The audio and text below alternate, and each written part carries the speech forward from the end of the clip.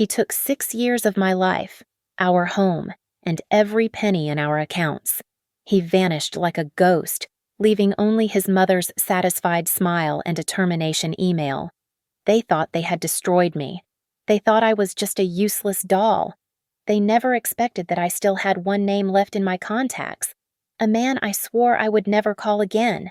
My name is Ilara Mason. I'm 34 years old, and until today, I was one of the sharpest financial analysts at Kincaid Holdings. The flight from Chicago had been brutal, a 4-hour ordeal of turbulence and stale air.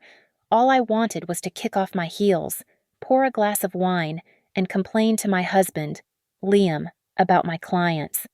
I pulled my car into the driveway of our dream home, a sleek contemporary build in the Denver suburbs. This house was my triumph, the physical proof of my success. I keyed in the code. The front door swung open on silence. It was a thick, heavy silence that pressed against my ears. It was wrong. Liam was always home before me on Fridays, and the first thing he always did was turn on the 70-inch flat-screen TV.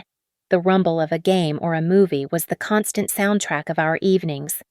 "Liam," I called out, dropping my suitcase by the door. My voice sounded too loud, echoing back at me in the vaulted foyer. I walked into the great room, and my stomach hollowed out. It was empty, not just empty of people, but empty of things. The massive, custom-built sectional where we cuddled was gone. The abstract art Liam had spent a fortune on, gone. The towering shelves, his gaming console, the rug. All of it had vanished. All that remained was my armchair, my reading lamp, and the side table I'd inherited from my grandmother. They looked small and pathetic, like survivors of a fire. "Liam." I tried again, my voice trembling. I walked faster, my heels clacking on the bare hardwood floors. The dining room was empty. His office was empty. Our bedroom was half empty. His dresser was gone. His side of the closet was a void of empty hangers. My heart was a trapped bird, slamming against my ribs. I ran back to the kitchen, the center of our lives.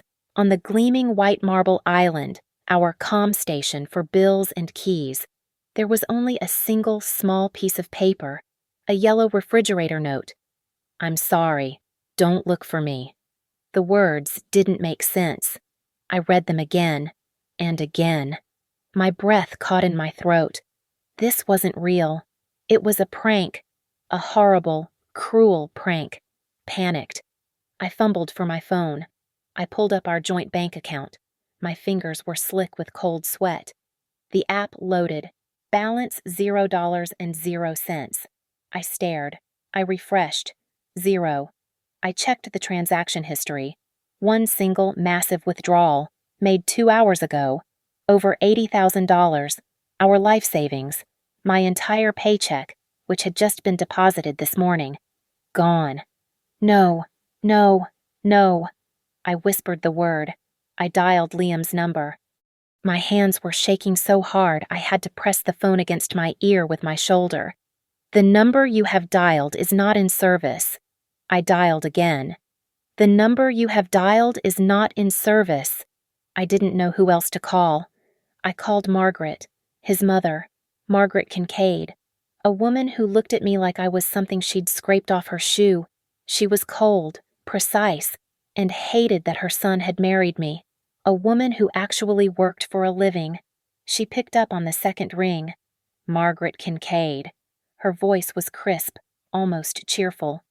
"Margaret," I choked out, tears finally breaking free. "It's Ilara. I can't find Liam. He's gone. The house. It's empty. He took all the money." There was a pause, and then I heard it. A small, polite sound, a chuckle.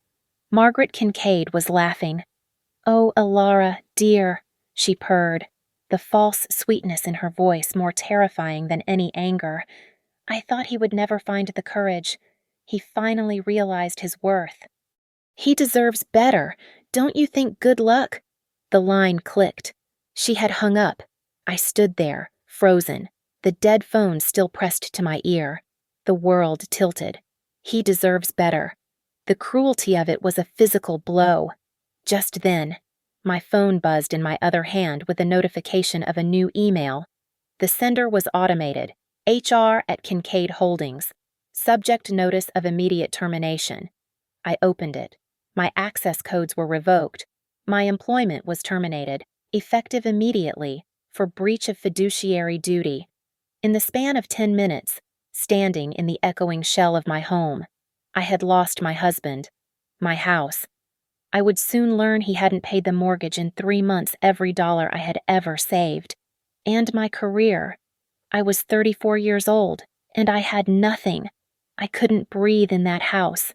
The silence was too heavy. I grabbed my car keys from the hook, one of the few things left, and ran. I didn't take my suitcase. I didn't take anything.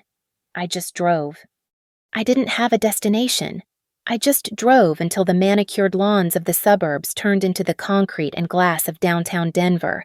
My hands were slick on the steering wheel, my mind replaying Margaret's laugh. He deserves better. The panic was a rising tide, choking me. I couldn't think. I needed a room, a safe place, just for a few hours. I pulled into the valet lane of the Four Seasons, a place I'd taken clients for $100 cocktails. I fumbled for my wallet, my personal credit card, not the joint account, my card. I walked to the front desk, trying to look normal, trying not to look like a woman whose life had just been detonated. A room for one night, please, I said, my voice thin. The clerk smiled. Of course, Ms. Mason. He swiped the card. His smile faltered. He swiped it again. I'm sorry, ma'am. This card has been declined. What? I snapped, louder than I intended. That's impossible. That's my personal card. Run it again. He tried, then shook his head, his expression shifting from polite to pitying. It's not just declined, ma'am. It's been frozen. The issuing bank is flagging it as reported lost or stolen. The blood drained from my face. Lost or stolen. Liam, as my husband. He was a listed user on my account. He had called. He had done this. This wasn't a panicked, impulsive decision to leave. This was a plan. This was a meticulous, calculated execution. He didn't just leave me. He wasn't just stealing from me. He was erasing me. He was intentionally, maliciously, leaving me with nothing. He wanted me homeless, penniless, and helpless. I stumbled out of the lobby, the valet's concerned look burning into my back. I got back into my car. My car. I looked at the registration in the glove compartment. Kincaid, Alara, and Liam. It was jointly owned. They could take this too. I looked at the dashboard. The gas light was on. The needle was hovering on empty. I checked my wallet. A $20 bill and a $5. Not enough to get a motel room. Not even enough to fill the tank. My hands were shaking again. I had to call someone. My best friend. Sarah. We'd started at Kincaid Holdings in the same week. Climbed the ranks together. She was more like a sister. I dialed, desperate to hear a friendly voice. It rang once, twice, then clicked straight to voicemail. That was odd. She always picked up. I tried again. Voicemail. My stomach twisted. I sent her a text, my thumbs flying. Sarah, something terrible has happened. Liam is gone. He took everything. Please call me. A minute later, 3 dots appeared. She was typing. I held my breath, relief washing over me. And then the message came through. Sorry, Alara, I can't get involved in this. Margaret warned everyone. I read the text. I read it 5 times. I can't get involved. Margaret warned everyone. Warned everyone. When this morning yesterday, how long had this been planned? My best friend. My sister. She was siding with them. She was leaving me to drown. I was completely, utterly isolated. I was a social pariah, cast out by the Kincaid family decree. I scrolled through my contact list in a daze. My parents were both gone, taken by cancer years ago. I had no siblings. No one. My entire life had been built around Liam and my job. Both were gone. My thumb stopped on a name I had not called in 6 years, a name that represented a different life, a life I had foolishly thrown away. Marcus Cole, my old boss, my mentor at Innovate Solutions, Kincaid's biggest rival. Marcus was a shark, a ruthless and demanding man. But he was fair. He had trained me. He had believed in me. And I had left him. I had walked out of his office 6 years ago, blinded by love, to take a job at my new fiancé's family company. I remembered his last words to me, spoken in his cold, precise baritone as I stood by his office door. "He's too soft, Ilara. His family will eat you alive." I had laughed it off. I had told him he was wrong. He was right. I was out of gas. I had no money. I had no one. Swallowing the jagged shard of my pride, I pressed the call button. It rang. 1 second. 2 seconds. The shame was so thick I could barely breathe. I was about to hang up, to give up, when the line clicked. Ilara Mason. His voice. It was exactly as I remembered. Cold, precise, and with no upward inflection. It wasn't a question. It was a statement of fact. "Marcus," I started, but my voice cracked. "I've been wondering when you would call," he said. There was no sympathy, no surprise, just a flat acknowledgement, as if I were 5 minutes late for a meeting. "Marcus, I had no words. Where would I even begin?" "You have 60 seconds, he said. The coldness of it snapped me out of my hysteria. This wasn't a friend. This was a transaction. He understood transactions. So, I gave him one. "I'm Ilara Mason," I said, my voice finding a new, brittle strength. 6 years ago, I was your top analyst. I left to join Kincaid Holdings. Today, I was fired. My husband, Liam Kincaid, emptied our joint account of over $80,000 and disappeared. His mother, Margaret, is responsible. My personal cards are frozen. My phone is about to die, and I am in a car that is almost out of gas. I am being framed, and I am being erased. I have nothing. I finished, my breath ragged. The line was silent. I counted 5 seconds of pure, dead air. I thought he had hung up. "Send me your location," he said. 15 minutes. The line went dead. I sent the pin, my hands trembling. I was parked on a dark street. The lights of the hotel I couldn't afford a block away. I watched the clock on the dashboard. It took exactly 14 minutes. A car slid to a silent stop at the curb. It wasn't just a car. It was a statement. A black Audi A8, long and gleaming, with windows so dark they looked like polished obsidian. The back door opened. Marcus Cole stepped out. He was in his late 40s, dressed in a custom-tailored suit that probably cost more than my car. He looked harder, sharper, and wealthier than I remembered. He hadn't aged a day. He had simply been refined. He didn't walk to my door. He stood by his car, waiting. I got out, clutching my $20 bill in my pocket like a protective charm. He didn't ask if I was okay. He didn't say he was sorry. His eyes scanned me, a quick, assessing glance, and I felt suddenly ashamed of my wrinkled suit and tear-streaked face. He held out 2 items, a small black burner phone and a single key card. "The phone is new, untraceable," he said, his voice cutting through the cool night air. "The key is for a secure penthouse apartment at the residences. It's prepaid for 6 months. Your car is a liability. Leave it." I took them, my fingers brushing his. His hand was cold. "Why?" I whispered. "Why are you doing this?" Marcus looked at me, his eyes flat and devoid of emotion. "I don't do charity, Ilara. I make investments. And you," he paused, "were a very poor investment when you left me. I'm here to see if I can salvage my original stake." He turned back to his car, then stopped. He reached into his breast pocket and pulled out not a wallet, but a thin, leather-bound checkbook. He produced a pen, clicked it, and using the roof of his car as a desk, he wrote, The sound of the pen scratching on the paper was the only noise on the street. He tore the check out and held it out to me. I looked at it. My brain couldn't process the number. $250,000. This is not a gift, he said, his voice sharp, sensing my shock. This is a retainer. You were my best analyst. You knew how to find the rot in a company's foundation. As of this moment, you work for me. I stared at the check, at the key, at the phone. This morning, I was a wife, a senior analyst. Now, I was a ghost, a refugee.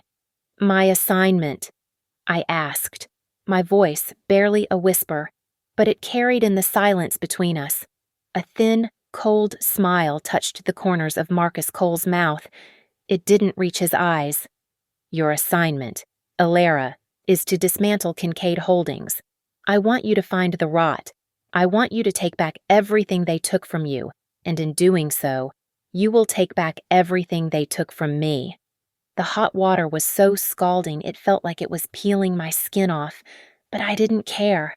I stood under the spray in the massive marble shower until the water ran cold, trying to wash off the last 10 hours, trying to wash off the last 6 years.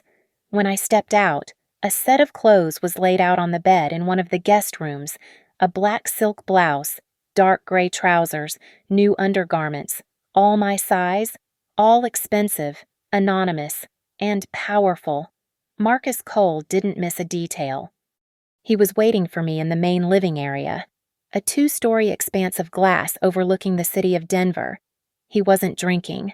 He was just standing, hands clasped behind his back, a dark silhouette against the glittering skyline.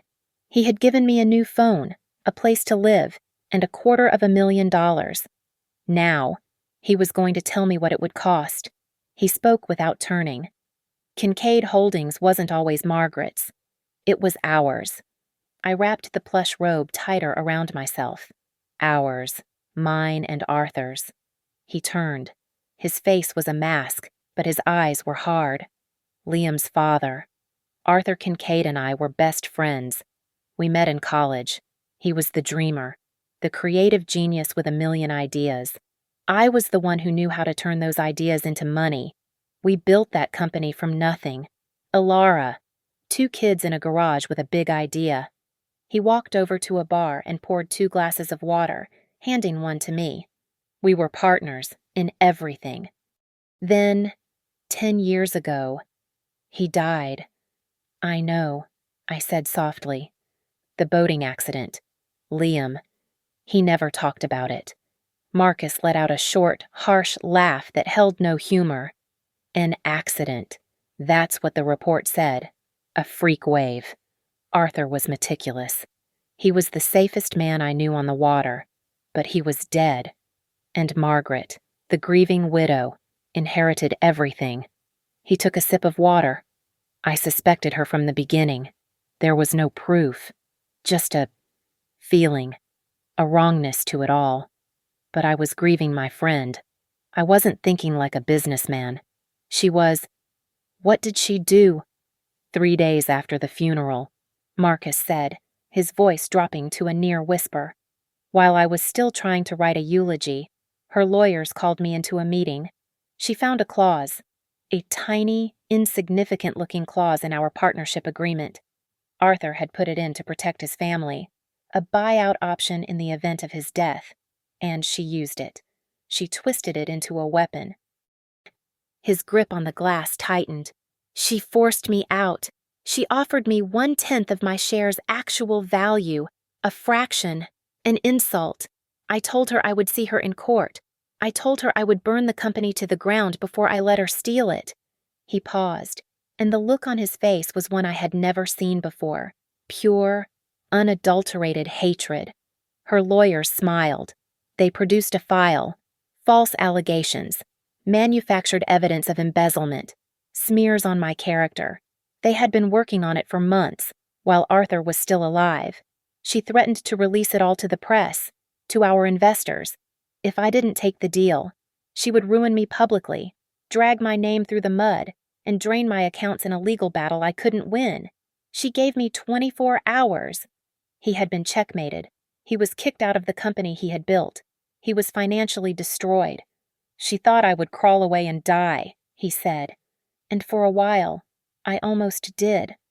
But instead, I built Innovate Solutions.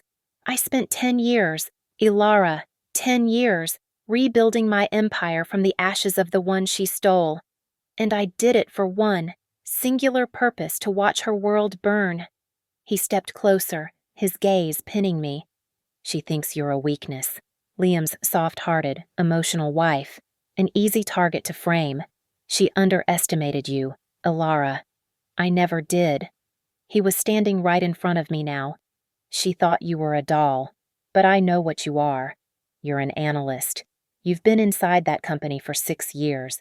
You know the systems, you know the accounts, you know the people. You are the only person on this planet who knows exactly where all the bodies are buried. A cold, horrifying realization washed over me, colder than the shower. My marriage, my life, my fights with Margaret at family dinners, Liam's constant need to please his mother, my promotion at the firm. It was all a lie. It wasn't a romance. It was a battlefield. I had been an unwitting pawn in a war between two titans, and I had been on the losing side. Until now. She thinks she destroyed you, Marcus said, his voice low and intense. But I think she just aimed the weapon. For the next 48 hours, the penthouse was not a home, it was a war room. Marcus had a full suite of high-end computing equipment delivered in anonymous black cases.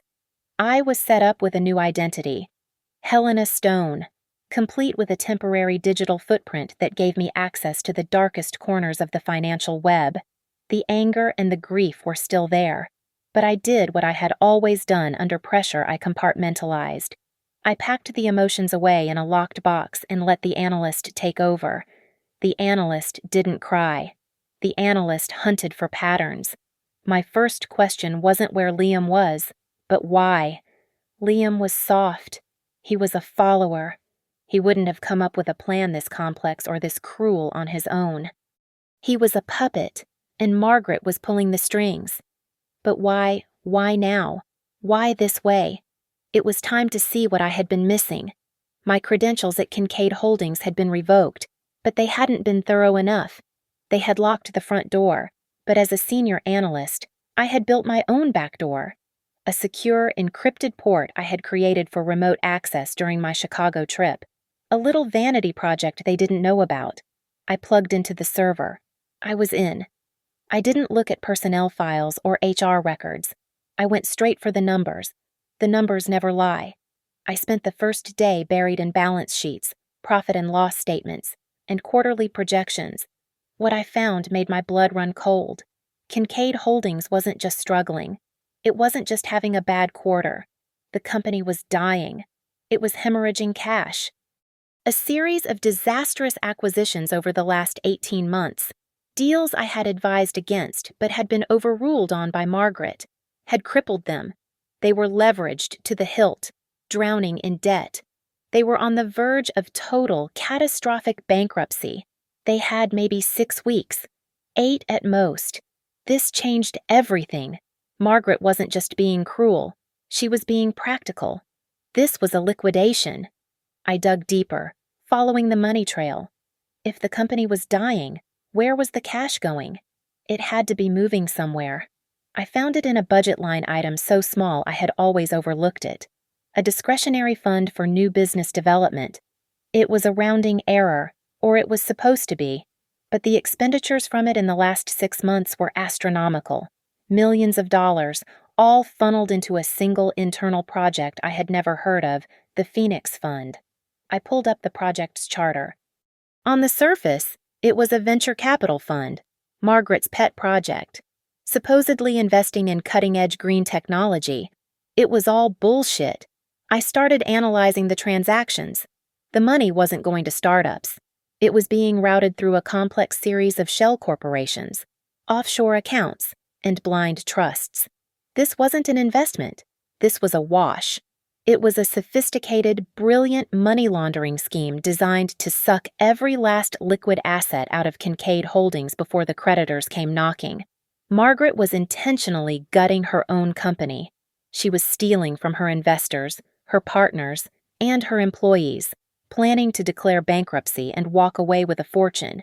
And then I saw it. The final, devastating piece of the puzzle. The last few transactions, the largest ones, weren't just from the company's accounts. I cross-referenced the numbers, the routing codes. Liam hadn't just taken our $80,000.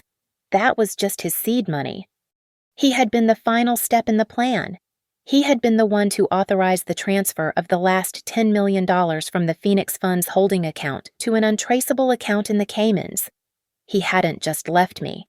He had fled the country with millions of dollars of stolen company money. The air left my lungs. The email, my termination for breach of fiduciary duty, my frozen credit cards. My best friend's text, Margaret warned everyone. It wasn't a warning. It was a memo. They were building a narrative. It hit me like a physical punch to the stomach. I was the scapegoat. When the company inevitably collapsed, when the investors and the SEC started asking questions, who would they look at? Not Liam. Liam was just the charming, stupid son. They would look at me, the brilliant, ambitious, cold-hearted analyst, the wife who had direct access to the accounts, the disgruntled employee who had been fired for misconduct, who had then stolen millions in revenge and fled. They weren't trying to erase me. They were trying to frame me for their own crimes. Liam and Margaret weren't just running away. They were leaving me to take the fall. I showed Marcus the data, the hollowed-out company, the millions in stolen cash, and the name of the man who had signed the transfer. Liam. I need to find him. Marcus, I said, my voice flat. The analyst was speaking, but the wife was screaming. He's the only one who can flip on Margaret. He's not a financial problem anymore. Ilara. He's a logistics problem. Marcus didn't hesitate. He picked up his phone and made one call to a number that wasn't saved. Find Liam Kincaid. He's traveling with $10 million in bearer assets. He's smart enough to avoid the Caymans. Check airports. Check private charters. I want him found. For 2 days, I sat in the glass tower of the penthouse, waiting. The fury I felt was primal. It wasn't just about the money or the frame job. It was the personal, searing humiliation. I kept imagining him on a beach, the $10 million buying him a new life, a new woman. I pictured a blonde, a 22-year-old, laughing as he spent the money I had earned, the money I had saved. The jealousy was an acid in my throat. On the 3rd day, my burner phone chimed. It was an encrypted file from Marcus's team, not bank codes from Zurich, not beach photos from Mexico. It was an address, a small, painfully quaint town in Vermont. Vermont. I said aloud to the empty room. He didn't run to a non-extradition country. He ran to maple syrup. I relayed the information to Marcus, who was already a step ahead. They have eyes on him, he said over the phone. He's not alone. My heart hammered. The model. I'm sending you the photos now, he said. The file downloaded. I opened it. My entire body braced for the pain of seeing his replacement. The photo was grainy, taken from a long lens. There was Liam, looking frail and much thinner than I remembered, getting out of a car. But the woman he was with, she wasn't a model. She wasn't young. She was a woman in her late 40s, maybe early 50s. Her hair pulled back, her face severe and intelligent. She was wearing medical scrubs. Marcus, who is this Dr. Evelyn Reed? He replied instantly. One of the most celebrated and controversial oncological researchers in the world. The jealousy didn't just fade. It evaporated, replaced by a cold, sharp confusion. This wasn't an affair. This was something else. I put the wife away and let the analyst out. My fingers flew across the new keyboard. Dr. Evelyn Reed. She didn't work at a hospital. She ran a clinic, a private, exclusive, and absurdly expensive clinic in that exact Vermont town. It specialized in one thing radical experimental treatments for rare genetic diseases. It was a place for billionaires, a place for last chances. The cost of entry, according to a leaked investigative report, was a minimum donation of $5 million. "He's not her lover," I said to Marcus, my mind racing.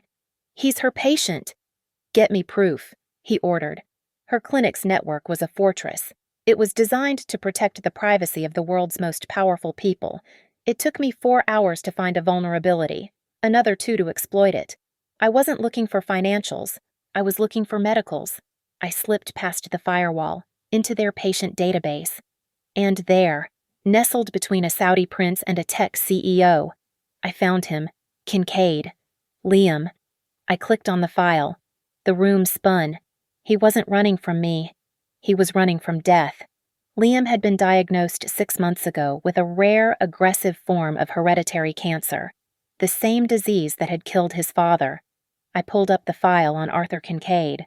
The official story was a boating accident, a tragic, sudden loss. But I kept digging, using the access Marcus had given me. I found the coroner's private report, the one Margaret had paid to bury. Arthur Kincaid's autopsy showed a fatal dose of medication. His accident 10 years ago wasn't an accident. It was a suicide. It all crashed into me. Arthur had discovered his diagnosis. He knew it was hereditary.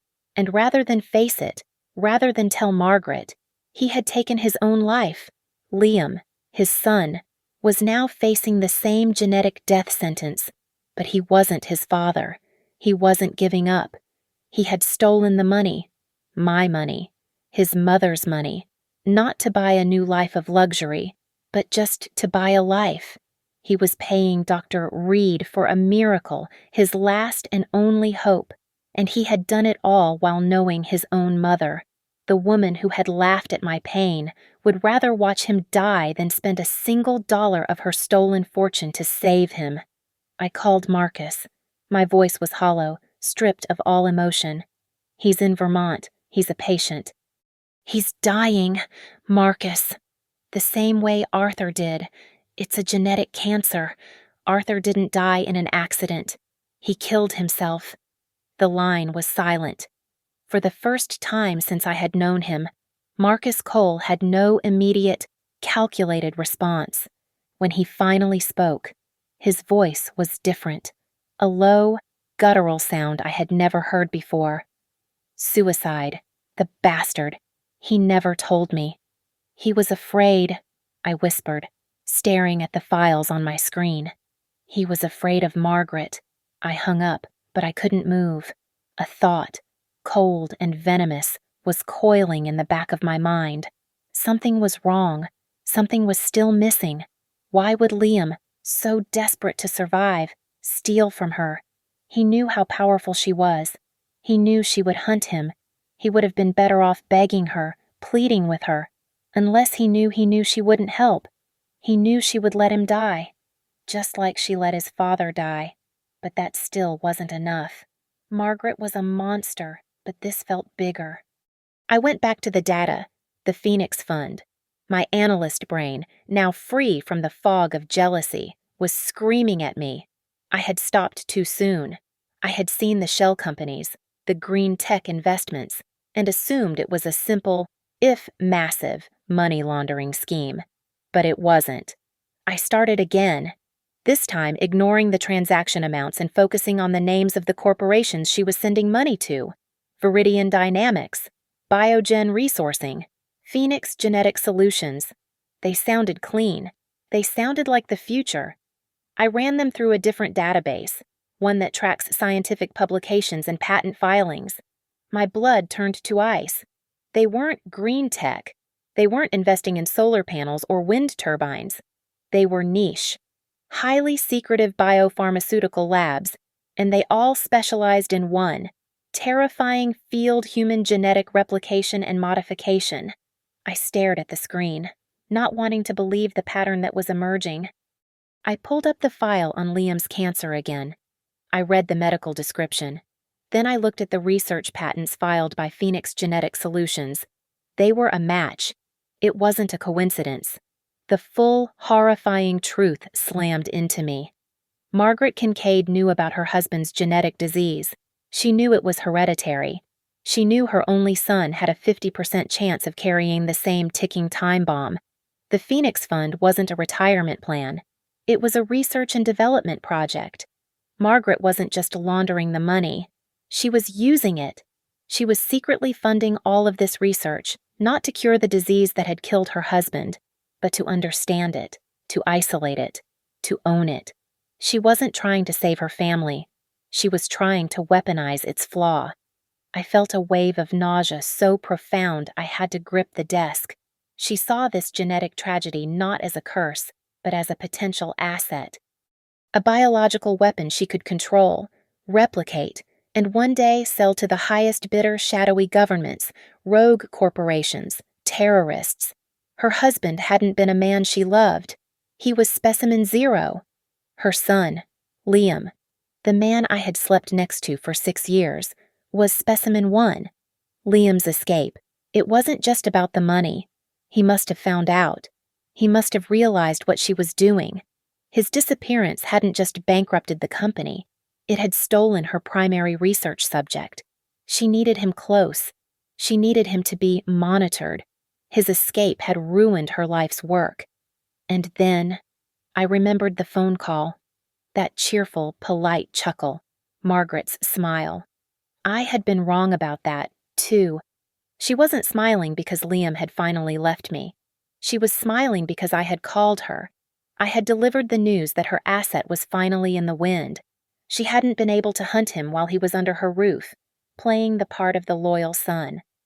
But now he was a thief, in her narrative, and I was his accomplice. Her smile wasn't relief. It was permission. I had just given her the justification she needed to hunt her own son down, and the perfect scapegoat to take the fall for everything when she was done. I had to get out of the penthouse. I walked to the window, staring down at the city lights, but I didn't see them. I saw a monster. She's a psychopath. Marcus. I spoke to his reflection in the glass. He was standing by the desk, a statue of expensive wool. We are not dealing with a greedy executive. We are dealing with a collector, and her most valuable specimen has escaped. Then she is desperate, he replied, his voice flat. She's lost her son, her research subject, and her $10 million. She will be making mistakes. No, I said, turning. The analyst in me was awake, a cold, sharp energy humming under my skin. We're the ones making the mistake. We're trying to find him. Your team found him, yes, but it was slow.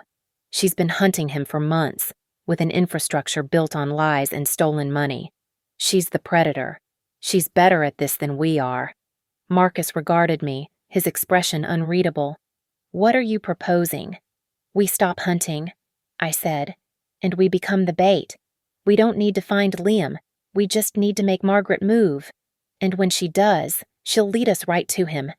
The plan formed in my mind, quick and clean. She's built a narrative that I'm the villain, the disgruntled wife who stole her money. It's time I owned that role. She's waiting for me to make a move. She's watching. I picked up the burner phone and looked at the one number I hadn't deleted. Sarah, the friend who had sold me out. Margaret's eyes and ears, I said. She'll be monitoring Sarah's communications, hoping I'm stupid enough to reach out. I'm going to give her exactly what she wants. Marcus provided the technology. A secure, encrypted email routed through half a dozen different countries, sent from a public terminal.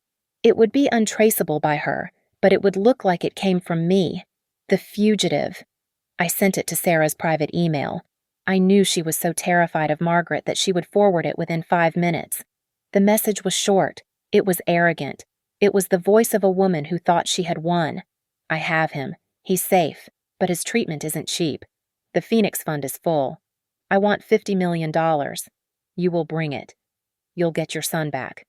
I get to keep the rest as a divorce settlement. A-list security only. One night, midnight. The old industrial freight yard off I-70. The freight yard? Marcus asked. It's a cliché, I said. She'll expect that from me. She thinks I'm an amateur. "This is insane, Ilara," he said, the first flicker of genuine concern I'd seen from him. "You are painting a target on your back. She won't bring money. She'll bring a kill team." "It's a trap!" "Yes," I said, meeting his gaze. "It is a trap, but it's our trap, Marcus, not hers." He frowned. "You don't intend to go." "Of course not," I said, sitting down at the terminal.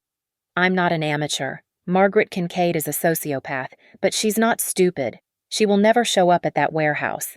She doesn't negotiate. She eliminates threats. And right now, I'm the biggest threat she has." "Then what is the point?" "The time," I said, my fingers already flying across the keyboard, opening monitoring windows for her known accounts. "The exchange. Midnight. She thinks I'm forcing her hand. She thinks I'm giving her an ultimatum. She doesn't know that she's the one on my clock. She won't go to the warehouse. She'll use the distraction. She will use the moment she thinks I am occupied, waiting for a suitcase, to make her real move." The next few hours were agonizing. We didn't move. We just watched.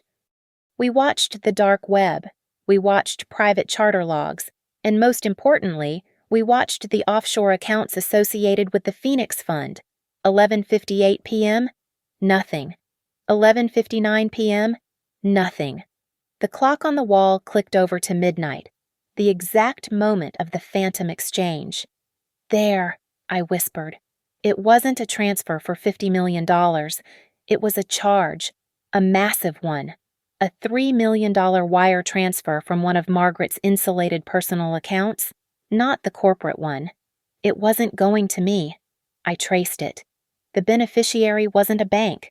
It was a holding company based in Delaware, a shell for a high-end private security firm, a logistics group known for quiet, ruthless extractions, mercenaries.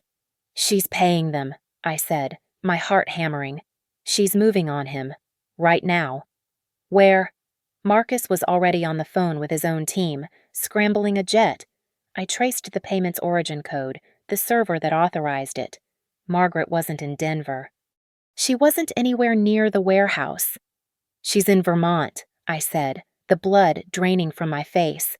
She was already there. She'd been there this whole time, waiting. My message didn't give her a location. It just confirmed she was right. She's found him. Marcus's private jet was a silent, pressurized tube hurtling us through the night. We didn't speak. I just watched the mercenary's $3 million payment invoice on my screen, a glowing testament to Margaret's depravity. We landed at a private airstrip in Vermont in a snow squall. A black SUV was waiting, engine running. Marcus gave the driver the address. "The team is 5 minutes behind them," Marcus said into his phone. Not to me. "I want a full perimeter. This is a containment op. Go." The clinic was a stark, modern building of glass and dark wood, set deep in a forest. It looked less like a hospital and more like a fortress. There were 2 black vans parked in the circular drive, the kind with no windows. "They're here," I said. Marcus just looked at me. "Go." I didn't need to be told twice. I left him at the car and ran, slamming through the front doors of the clinic. The lobby was empty, sterile. A terrified receptionist looked up. "Liam Kincaid," I demanded. "Where is he?" She fumbled for a phone. I vaulted the desk, grabbed her monitor, and found his name, room 301. I took the stairs, my lungs burning. I burst through the door to his room. It was dark, save for the blue and green glow of monitors.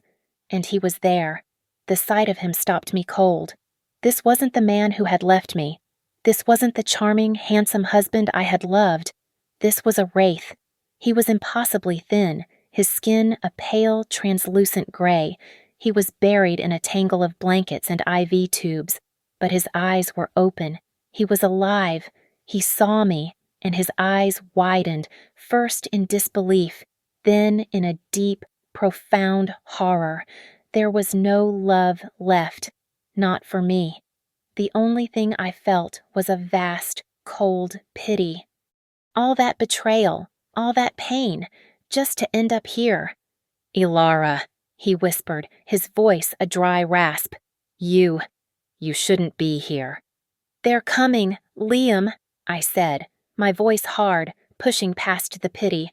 She's coming. Her team is here. He tried to sit up, a movement of pure panic, but he was too weak. No, he choked. She can't find me. She already has. The door opened again. It wasn't the mercenaries. It was Marcus. He filled the doorway, his presence sucking all the air from the room. He looked at Liam, at the IVs, at the wasted frame of the man who should have been his godson. Liam's face turned white with a new kind of terror, a terror that went beyond his mother. "Uncle Marcus," he whispered. Marcus walked slowly to the foot of the bed. He looked at Liam, his expression unreadable, carved from stone. He wasn't looking at the son of his enemy. He was looking at the son of Arthur Kincaid. "You're a fool, Liam," Marcus said, his voice quiet but heavier than granite. "Just like your father." A crash echoed from the hallway. Shouts. The sound of heavy boots on tile. Liam flinched, a small, terrified animal. "They're here," he gasped. The door to the room flew open. Two men, dressed in black tactical gear, weapons raised, flooded the room. "He's secure," one of them yelled. "Grab the target." I stepped in front of Liam, but they weren't looking at me. They were looking at Marcus. And then the world exploded. "FBI!" The shout was deafening. "Drop your weapons now!" The room was suddenly filled with light, with motion. Men in dark blue windbreakers with yellow letters swarmed in, not just from the hall, but from the windows. Marcus's men. No, not his men. Federal agents. The two mercenaries froze, professionals caught in a bigger machine. They were disarmed and on their knees in seconds. Marcus hadn't called the local police. He hadn't called his private security. He had made one call to the one agency that could handle a case of corporate espionage, money laundering, and, as he had apparently framed it, domestic bioterrorism. I looked at Marcus. He hadn't moved. He was still watching Liam. "You'll be safe now, Liam," Marcus said, the first trace of something human in his voice. "You're a material witness." In a secure room, miles away, a feed from a hidden camera in the tactical team's helmet feed went dark. Margaret Kincaid, sitting in a rented office, stared at the blank screen. She had watched it all. She had watched her extraction team get neutralized. She had watched her life's work get contained. And then her screen had split, a new feed appearing, a live feed from Liam's room. She watched as her son, her dying, traitorous son, weak and pathetic, began talking to a federal agent. She didn't say a word. She just picked up her glass of water, hurled it at the wall, and screamed. The Kincaid Holdings boardroom was a tomb. The long mahogany table reflected the grim faces of the board members, men and women who had gotten rich on Margaret's lies. They had been summoned by me, Elara Mason, an enemy of the state, for an emergency meeting. Margaret Kincaid entered last, flanked by a team of shark-like lawyers. She was wearing a crisp white suit, the picture of untouchable power. She smiled at me, a polite, condescending smile. "Elara, dear, to what do we owe this drama?" I stood at the head of the table, not as the victim they remembered, but as the representative of Marcus Cole and the star witness for the Federal Bureau of Investigation. "Thank you for coming, Margaret," I said, my voice echoing in the silence. I clicked a remote. The screen behind me lit up. "We have a few things to discuss. Your company is bankrupt, but you are not." For 20 minutes, I laid it all out. The numbers, the Phoenix Fund, the shell corporations disguised as green tech, the biopharmaceutical labs, the gene, Liam's illness, the $10 million transfer, and the beautifully constructed plot to frame me for it all. The board members were pale. One man was physically ill. Margaret, however, just checked her manicure. "This is a fantasy," she said when I had finished. "The pathetic, desperate lies of a scorned wife and a bitter old rival. You have no proof. You have nothing." "We have Liam," I said. The color drained from her face. He's in protective custody, and he has given a full, detailed confession in exchange for immunity. We have the mercenaries you hired. We have the bank transfers. We have everything. She recovered quickly. Her smile was a tight, venomous line. A sick, dying boy. He's delusional. His word is nothing. You're right, a voice said from the doorway. Marcus Cole walked in. He didn't look at the board. He looked only at Margaret. His word is nothing, but his father's. That's another story. He slid a tablet across the table to her. I'm sure your lawyers will recognize this. A Swiss holding account, numbered. Margaret's eyes flickered to the screen. Her smile faltered. It belonged to Arthur, Marcus said, his voice a low growl. I've had access to it for 10 years. That's impossible, she hissed. He set it up the week before he died. He didn't kill himself because of the disease. Margaret, he killed himself because he found out about your affair? The blood left her face completely. But even that's not the whole truth. Is it? Marcus continued, walking closer. I've lied, Alara. I told you he committed suicide. That's what I let myself believe. But I knew the truth. He looked at Margaret. Arthur didn't just find out about the affair. He found out about the Phoenix Fund, the early stages. He found out what you were. A monster. His accident on the boat. He wasn't alone. Was he? He didn't just take pills. Margaret, you gave them to him. You helped. This is insane, she shrieked. You can't prove that I don't have to, Marcus said, because Arthur knew you would kill him, and he made one last move, a secret will, a poison pill, to be activated 10 years after his death, on the day the statute of limitations for my original forced buyout expired. That day was yesterday. He snapped his fingers. His lawyer, standing by the door, stepped forward and handed a document to the board's chairman. This will, authenticated and executed by the Swiss courts, invalidates Margaret's inheritance, Marcus announced. It proves she acted under duress and with malicious intent. It reverts all of Arthur's original shares, his controlling interest, to his only other partner, me. The room was silent. Margaret stared at him. She had lost. Not just the money, not just the company. She had lost the game. Her smile was gone, replaced by a hollow, gaping void. The boardroom doors opened. 2 uniformed police officers, flanked by federal agents, walked in. Margaret Kincaid, one of them said, his voice hard. You are under arrest for fraud, conspiracy, and the murder of Arthur Kincaid. The sound of the handcuffs clicking shut was the loudest sound I had ever heard. Weeks later, I was standing in a new office. The glass was etched with a new name, Innovate Kincaid. It was my office, the CEO's office. Marcus walked in, not as my boss, but as my chairman. He was holding a small, white envelope. Your first quarter projections are aggressive, he said, the corner of his mouth almost twitching. They're accurate, I replied. He nodded, a gesture of respect. He handed me the envelope. Inside was a check, $250,000. My retainer, I said. You've paid back the investment. Alara, he said, this is your commission. Welcome to the partnership. Thank you so much for listening to my story. I'd love to connect with you, so please comment below and let me know where you're listening from and what you thought.